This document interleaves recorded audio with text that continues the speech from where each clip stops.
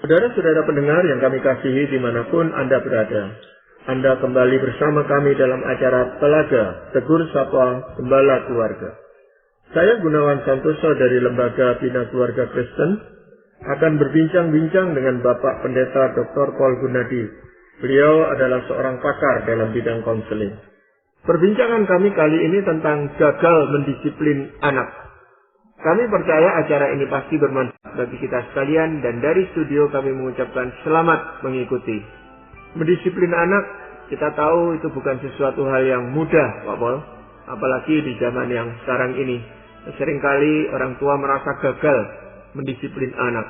Nah, mungkin Pak Paul bisa memberikan tips atau kiat-kiat tertentu bagaimana caranya mendisiplin anak, Pak Paul. Nah, sekali lagi kita akan membicarakan mengenai soal anak, Pak Gunawan. Secara khusus kita akan membahas tentang kok kita ini bisa gagal mendisiplin anak. Artinya kita ini telah berusaha loh sebagai orang tua ya, membesarkan anak, mendisiplin anak.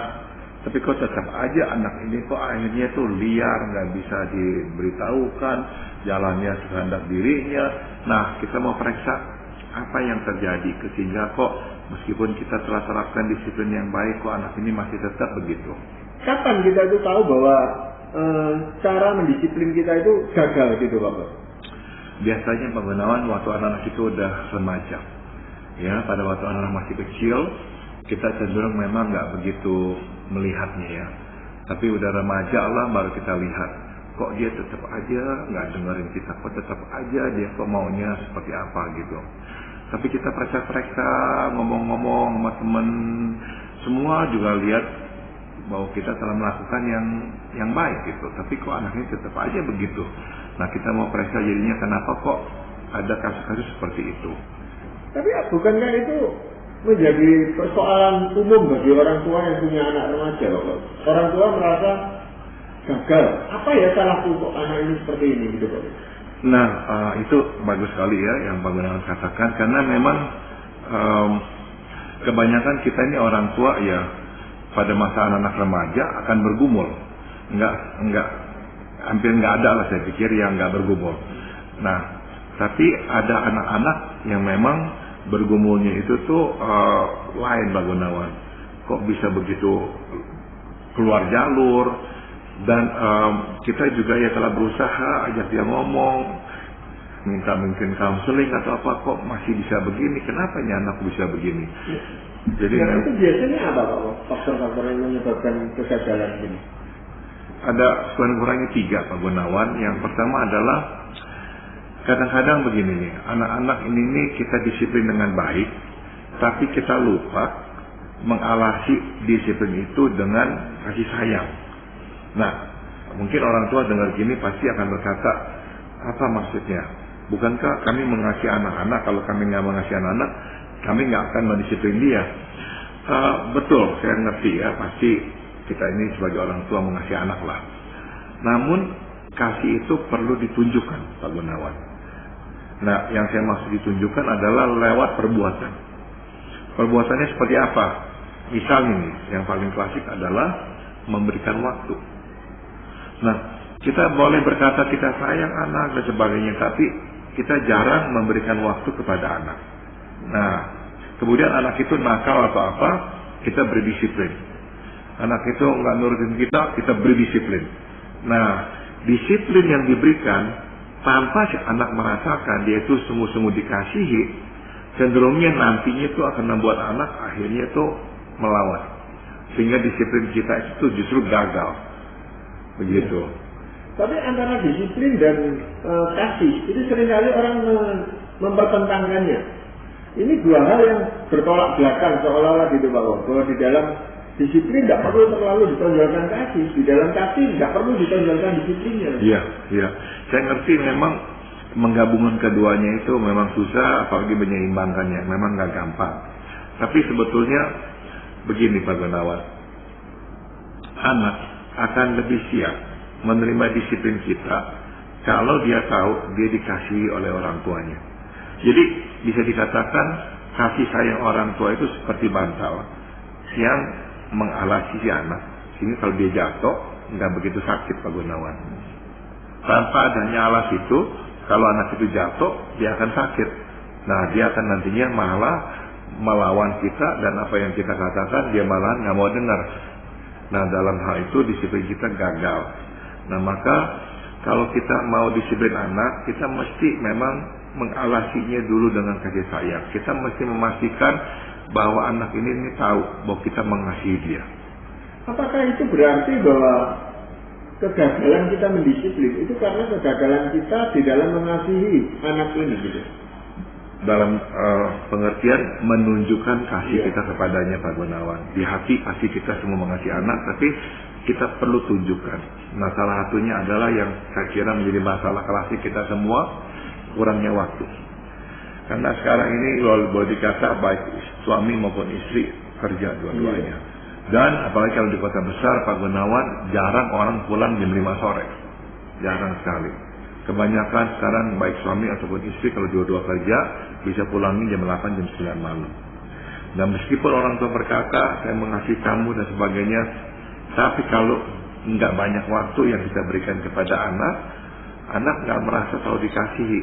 Nah, di tengah-tengah itu kita misalkan marah, kita mendisiplin dia, efeknya tuh bukannya mendisiplin, efeknya tuh malah nantinya tuh memancing kemarahan si anak. Ya, karena dia merasa kurang disayangi itu tadi, Bapak ya. Dia kurang disayangi, tapi kok dipukuli, tapi kok dimarahi, tapi kok dituntut. Nah, itu tuh yang membuat dia tuh nggak terima. Ya, sekarang kalau misalnya memang waktunya sangat terbatas seperti itu, dengan cara apa lagi orang tua itu bisa menunjukkan kasihnya dalam perbuatan nyata supaya anak ini betul-betul tahu bahwa dia tuh dikasihi oleh orang tuanya, Pak? Ini pertanyaan yang baik, Pak Gunawan. Memang jawabannya nggak gampang ya. Sebab saya ngerti, Pak Gunawan, bahwa ada kalanya tuh memang dua-dua harus kerja. Kadang-kadang memang bukan pilihan tapi keharusan. Ada orang-orang yang harus kerja sampai malam, sampai sore. Ya, misalkan ada orang yang kerja sebagai tukang masak di restoran. Pulangnya jam berapa? Paling cepat jam 11 malam. Karena restoran tutup kira-kira jam 9, jam 10 malam. Mesti beres-beres paling cepat jam 11 malam. Nah, misalnya istri juga harus kerja. Kerjaannya misalnya di toko. Sampai jam malam, jam 8, jam 9 malam baru pulang. Itu kan bukan pilihan, tapi keharusan. Nah, tapi kan orang tua juga harus menjalankan disiplin. Nggak bisa enggak. Nah, memang lebih berat. Tantangannya lebih berat. Karena waktu mereka mendisiplin anak, waktu kurang diberikan, anak-anak memang bisa akhirnya itu melawan kita. Jadi akhirnya disiplin kita bisa gagal. Nah, kalau itulah kondisi kita, kita memang harus segera setelah mendisiplin dia. Ngomong, saya terpaksa memukul kamu, saya terpaksa memarahi kamu karena memang kamu begini. Tapi saya itu sungguh-sungguh mengasihi kamu. Saya merasa bersalah, saya nggak bisa kasih waktu kepada kamu karena saya harus kerja, mamamu juga harus kerja. Kami kalau bisa nggak mau hidup kayak begitu. Kami mau ada waktu untuk kamu, tapi nggak bisa karena kami harus kerja. Kalau nggak cukup semuanya ini. Nah, mungkin cara itulah yang kita gunakan. Ngomong apa adanya kondisi kita. Tapi juga kita berkata kita akan tetap mendisiplin dia. Sebab itu harus tetap ditegakkan. Ya, karena kedisiplinan itu saya juga mengutip perkataan Pak Pol, ini adalah suatu keharusan, bukan pilihan lagi, Pak Pol ya. Bukan. Karena kalau pilihan itu kan boleh didisiplin, boleh enggak gitu. Tapi ini harus, semua anak itu harus didisiplin gitu. Betul sekali Pak Gunawan. Jadi ya ada yang memang lebih gampang mendisiplin anak karena waktunya lebih banyak. Tapi ada orang-orang tertentu yang akan lebih sulit, tantangannya lebih besar karena memang keharusan untuk kerja dan sebagainya. Tapi ada Pak Pol, orang tua itu yang waktunya sedikit, dia berhasil mendisiplin anak. Ada orang tua yang waktunya banyak, tetap tidak berhasil mendisiplin anak. Mungkin dalam menyatakan kasih ini yang kurang bisa gitu. Atau memang dia menggunakan cara disiplin yang kurang pas, Pak Gunawan. Jadi akhirnya anak itu nggak memberi respons yang juga pas kepada orang tuanya. Iya. Hal yang lainnya Bapak, kegagalan ini disebabkan oleh apa lagi? Untuk kita bisa mendisiplin anak dengan tepat, ya memang mesti ada prosesnya yang tepat, Pak Gunawan. Jadi nggak bisa tuh langsung kita itu tuh misalnya marah, langsung pukul anak, nggak bisa tuh. mesti ada tangga-tangganya itu, prosesnya, tahapan itu. Nah, coba saya uraikan ya. Yang pertama adalah kita akan selalu memulai dengan pencegahan. Pada masa anak-anak kecil yang kita harus lakukan pencegahan. Dia naik ke meja. Nah, kita akan berkata, jangan turun dia naik, kita pegang dulu. Dia mau main benda tajam, sebelum dipegang kita cegah dulu. Nah, itu sebetulnya itu bentuk-bentuk pendisiplinan. Nah, ini dilakukan suatu anak kecil. Makin anak itu besar, barulah kita gunakan larangan. Nggak boleh ya main ini lagi ya, nggak boleh ya pencet-pencet ini lagi ya. Nah, kita berikan larangan. Waktu masih kecil sekali, 3 tahun ke bawah misalnya, pencegahan. Sebelum dia berbuat, kita cegah. Mungkin setelah 2-3 tahun ke atasan, baru kita mulai berikan larangan. Nggak boleh. Nah, itu pada masa anak-anak kecil. Waktu anak mulai menginjak usia misalnya 9-10 tahun ke atasan, kita gunakan peringatan. Kalau kamu berbuat lagi, maka nanti, kita berikan konsekuensinya. Kalau kamu melakukan ini lagi, maka nanti, itu tuh yang namanya peringatan. Kita mesti berikan itu. Terakhir, barulah penghukuman, Pak Gunawan. Setelah kita berikan peringatan, kemudian tetap dilakukan, konsekuensi itu kita harus berikan. Nah, konsekuensi itulah yang menjadi hukuman si anak. Jadi sekali lagi tahapannya seperti itu. Waktu anak kecil, pencegahan. Anak mulai besaran, kita berikan larangan-larangan. Kemudian kita berikan peringatan.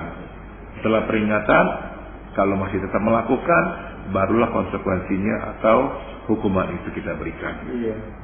Dan seringkali justru yang terakhir itu jarang dilakukan gitu Pak Bos. Jadi sehingga itu hanya cuma seperti ancaman-ancaman tanpa ada buktinya. Orang tua enggan atau ya tidak mau melakukan itu, khawatirnya nanti tambah buruk.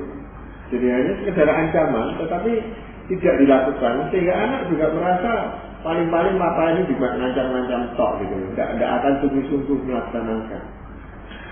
Betul Pak Gunawan. Jadi begini ya, hukuman atau konsekuensi itu tuh kita memang harus berikan, konsisten dengan ancaman atau peringatan yang kita udah berikan. Nah, misal ini ya, sejak anak-anak kecil kita konsisten melakukan ini ya, pencegahan, pelarangan, peringatan, kemudian penghukuman. Nah, kita konsisten melakukan itu. Dan kalau kita katakan kalau kamu berbuat ini, maka nanti hukumannya kita berikan.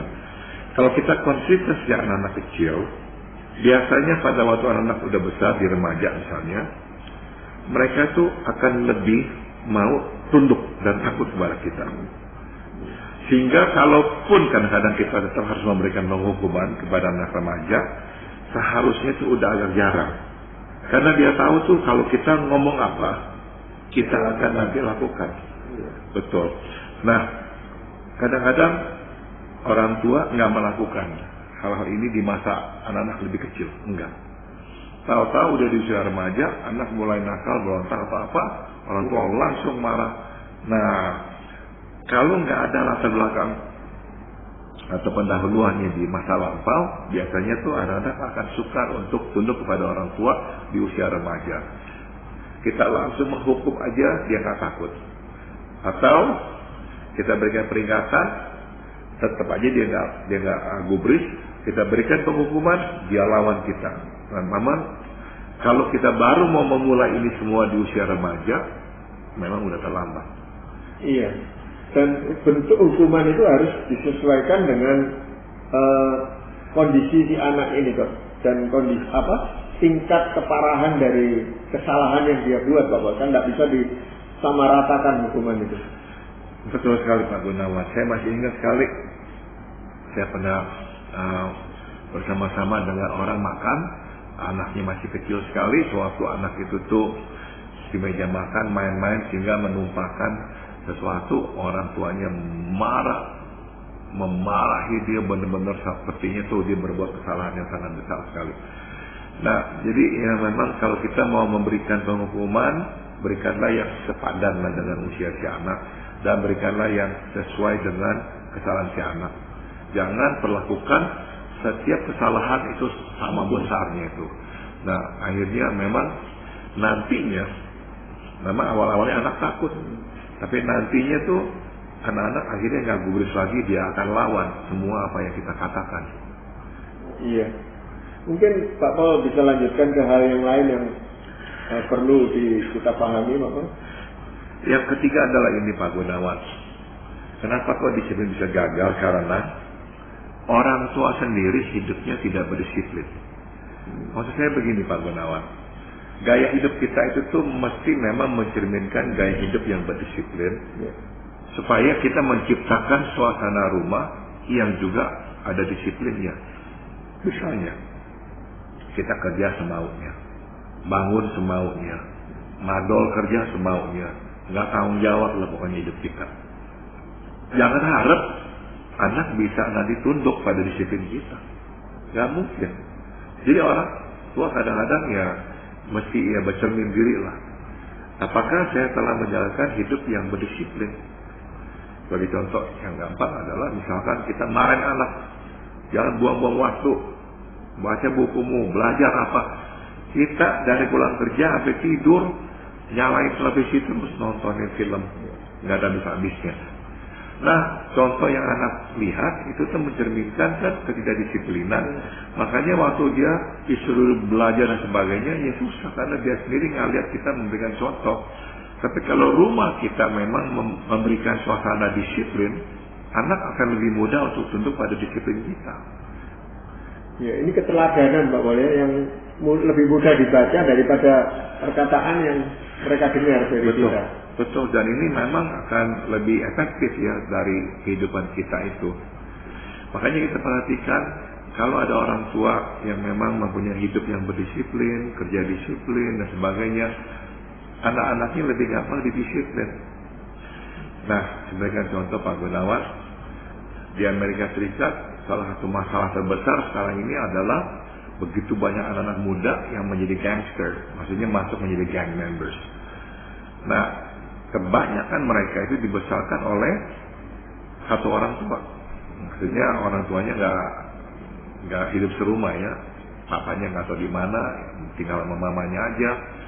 Dan cukup banyak juga yang dibesarkan oleh orang tua yang hidupnya sendiri memang juga nggak bertanggung jawab. Misalnya nggak kerja, bergantung pada pemerintah, atau juga pemakai narkoba atau apa. Nah, hampir dapat dipastikan kalau itulah suasana rumahnya, si anak akan susah mengamalkan disiplin. Iya, dengan perkataan lain, kita sebenarnya itu bisa melihat kondisi sebuah rumah tangga itu lewat tingkah laku dari anak ini. Bagian, misalnya tadi dari segi kedisiplinan yang Pak Paul katakan, atau segi kemurahan hati. Betul. Kan bisa dilihat dari situ, Pak Paul. Betul sekali. Betul, jadi dari apa yang kita lihat pada anak-anak, ya segi banyak kita bisa mulailah mereka-reka ya kira-kira rumah tangganya itu, suasana rumahnya. Jadi, nah di sana itu tuh akhirnya mereka kewalahan sekarang ini. Karena mau membuat anak-anak itu disiplin setengah mati susahnya. Di sekolah anak-anak ini nggak kenal disiplin, Pak Gunawan. Berbuat dan bertindak semau-maunya. Nah, mau dikoreksi, bagaimana caranya dikoreksi? Memang sebetulnya kalau mau benar-benar diperbaiki, rumah tangganya diperbaiki. Tapi nggak mungkin kan sekolah memperbaiki rumah tangganya yang memang udah rusak begitu. Makanya nggak heran masalah ini masalah generasional. Artinya dari satu generasi ke generasi yang lainnya. Terus anak-anaknya akhirnya bermasalah, nanti cucunya bermasalah dan sebagainya. Jadi poin pertama dalam hal disiplin yang kita mesti camkan adalah gaya hidup kita sebagai orang tua mesti memang mencerminkan disiplin. Nah, yang berikut tentang orang tua itu mencerminkan disiplin juga dalam hal menunjukkan atau mendisiplin anaknya. Maksud saya begini, kalau kita marah sama anak, kitanya kalap, nggak terkontrol, ngamuk histeris, itu tuh menunjukkan kita nggak punya disiplin. Karena kita nggak bisa mengekang dan mengatur emosi kita. Nah, bagaimana kita bisa ngajarin anak untuk disiplin kalau kita sendiri itu liar, nggak punya disiplin mengatur emosi kita. Yang anak-anak akan tangkap adalah itu, kita nggak disiplin. Makanya menghukum anak nggak bisa dengan emosi yang berlebihan. Menghukum anak perlu dengan emosi yang memang serendah mungkin. Hukuman diberikan, tapi bukan dengan emosi yang menggebu-gebu. Sebab emosi yang menggebu-gebu membuat anak memang melihat kita nggak bisa menguasai diri kita, dan itu yang akan nantinya itu membuat anak berontak. Iya, dan seringkali yang terjadi itu kita itu tidak konsisten gitu Pak Pol ya. Kadang-kadang anak melakukan sesuatu hal, misalnya pulang terlambat. Suatu saat kita hukum dia, disiplin dia, tetapi lain kali kita biarkan dia. Betul. Setelah ini kamu tak ampuni, tapi lain kali jangan, cuma gitu aja. Jadi Betul, ini kan tidak ada konsistennya. Betul sekali Pak Jono. Jadi kalau mau disiplin itu untuk mencapai sasarannya, memang kita mesti konsisten. Ya kalau kemarin nggak boleh, hari ini juga nggak boleh. Jangan kalau kemarin nggak boleh, ini hari mood saya lagi enak ya boleh. Ya nggak bisa begitu. Anak-anak perlu memang kejelasan, sehingga dia tahu bahwa ini akan nggak boleh. Jadi kalau saya melanggarnya, kapanpun saya akan nanti mendapatkan hukumannya. Kalau anak merasa, oh kemarin boleh kok, berarti ini hari juga mungkin boleh. Kalau kita udah nggak konsisten, anak akan melihat celahnya. Oh siapa tahu nih kali ini kalau saya lakukan, papa mama nggak akan marah. Karena pernah kok nggak marah lagi itu. Nah jadi kalau kita nggak konsisten, anak-anak akan bisa memakai celah itu. Tapi kalau kita konsisten, waktu dia mau melakukan, dia pikir, oh pasti orang tua akan hukum saya nih, nggak bakalan deh saya nggak dihukum. Nah itu aja udah cukup untuk menahan si anak. Ya memang ada anak yang tetap melanggar, ada. Tapi sebagian anak akan berhenti nggak mau melakukannya karena dia tahu dia pasti akan mendapatkan hukuman. Iya, memang masalah kedisiplinan ini harus diawali dari orang tuanya sebenarnya Pak Pol ya. Terus sekali Pak Gunawan. Waktu saya misalnya SMP, saya ketahuan merokok. Nah saya dipanggil orang tua saya dimarahi. Nah saya memang nggak bisa ngelawan orang tua saya soal merokok. Karena orang tua saya dua-duanya nggak merokok. Kalau orang tua saya merokok, melarang saya merokok, ya nggak bisa saya taati begitu. Nah memang saya tetap merokok. Nah saya masih ingat di sekolah, guru saya memberitahu kami anak-anak bagi saya SMP, nggak boleh merokok. Tapi waktu dia bilang nggak boleh merokok kamu, dia lagi ngerokok. Ya saya keluar dari sekolah saya ngerokok lagi. Sebab guru saya ngerokok kok. Walaupun dia ngelarang-larang saya nggak boleh ngerokok, di sini ngerokok. Jadi ya memang orang tua mesti konsisten.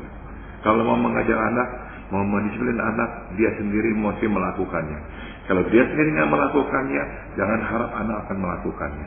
Iya, dan seringkali orang tua mau mengalihkan tugas ini pada pihak lain gitu Pak Pol ya. Seolah-olah bahwa kedisiplinan ini harus ditanamkan di sekolah, di gereja, di masyarakat. Dia sendiri bebas. Ya. Gitu loh. Ini padahal sebenarnya kedisiplinan ini kan harus dimulai dari rumah. Ya, dari rumah, betul. Bukan dibalik seperti itu gitu loh. Jadi inilah ironinya Pak Gunawan. Kadang-kadang kita melihat orang tua yang nggak bertanggung jawab. Nah inilah orang tua yang akan membesarkan anak-anak yang juga akhirnya nggak punya disiplin. Tapi kalau ada masalah sama anak, mereka orang pertama yang akan nyalahkan orang lain jadinya. Nyalahin sekolah lah nggak becus didik anak, nyalahin gereja lah nggak becus didik anak. Jadi semua disalahin. Nggak mau melihat bahwa mereka lah awal dari anak-anak ini nggak punya disiplin. Iya. Mungkin ada hal lain yang ingin Papa sampaikan sehubungan dengan ini Pak Pol? Saya akan bacakan dulu aja dari firman Tuhan dari Ibrani pasal 12 ayat 9 ya. Selanjutnya dari ayat kita yang sebenarnya kita beroleh ganjaran dan mereka kita hormati. Ayat kita yang sebenarnya kita beroleh ganjaran dan mereka kita hormati. Saya mau menekankan di sini satu faktor yang penting Pak Gunawan. Orang tua yang mendisiplin akan dihormati anak. Ini firman Tuhan juga bilang begitu Pak Gunawan. Ayah yang mengajar anak, anak menghormati orang tuanya. Nah jadi memang tadi kita mulai dengan pembicaraan disiplin anak itu bukannya sebuah pilihan tapi sebuah keharusan. Orang tua yang nggak mendisiplin anak nggak akan dihormati oleh anak. Itu konsekuensinya. Orang tua yang mendisiplin anak akan dihormati oleh anak-anaknya. Nah sekarang tinggal memang kita belajar bagaimana itu menerapkannya. Tadi kita udah belajar, sebelum mendisiplin, alaskanlah dengan kasih sayang yang cukup. Kedua, jalankanlah prosesnya. Jangan langsung kemarah-marah, jangan langsung mengamuk-ngamuk. Enggak. Mulailah dengan pencegahan, kemudian pelarangan. Mulailah dengan peringatan, kemudian baru penghukuman. Nah, melakukanlah prosesnya. Dan yang ketiga, kita bahas panjang lebar tentang gaya hidup kita sendiri. Suasana rumah kita mesti penuh disiplin. Kalau kita marah sama anak juga jangan sampai mengumbar-ngumbar kemarahan. Mesti ada disiplinnya. Dan kita mesti konsisten. Jangan hari ini boleh, besok nggak boleh. Nah, dengan disiplin yang seperti itu, besar kemungkinan anak-anak kita akan bertumbuh menjadi anak-anak yang berdisiplin diri. Tapi ya sekali lagi, ini dimulai dari kita. Kadang-kadang akhirnya kita seringnya begini Pak Gunawan, marah sama anak. Kamu kan gak hormat sama orang tua, gak hormat sama orang tua. Seolah-olah harus kewajiban anak-anak hormat kepada orang tua. Memang betul, harus. Tapi kita juga mesti melihat apakah kita telah melakukan bagian kita sehingga anak dapat menghormati kita. Kalau kita nggak melakukannya, ya anak-anak juga akan susah menghormati kita. Ya, sebenarnya dalam kehidupan iman ini kita sudah belajar dari sikap Allah kepada kita. Kita harus menghormati dia karena dia itu begitu disiplin kepada kita. Allah kita itu Allah yang disiplin, Pak boleh? Betul, betul. Makanya kita juga nggak berani sembarangan dengan Tuhan. Karena kita tahu Tuhan itu bisa mendisiplin kita. Dan memang firman Tuhan berkata, anak yang dikasihinya akan digajarnya. Jadi itu tentu diberikan sesuai dengan porsi kita masing-masing. Betul Pak Gunawan. Terima kasih Pak Wal untuk perbincangan yang menarik ini. Terima kasih. Ya. Para pendengar sekalian, terima kasih Anda telah mengikuti perbincangan kami dengan Bapak Pendeta Dr. Paul Gunadi dalam acara Telaga, Tegur Sapa Gembala Keluarga. Kami baru saja berbincang-bincang tentang gagal mendisiplin anak. Bagi Anda yang berminat untuk mengetahui lebih lanjut mengenai acara ini, silakan menghubungi kami lewat surat. Alamatkan surat Anda ke Lembaga Bina Keluarga Kristen atau LBKK, Jalan Cimanuk 56, Malang. Kami juga mengundang Anda mengunjungi situs kami di www.telaga.org. Saran-saran, pertanyaan, serta tanggapan Anda sangat kami nantikan. Akhirnya dari studio kami mengucapkan terima kasih atas perhatian Anda dan sampai jumpa pada acara Telaga yang akan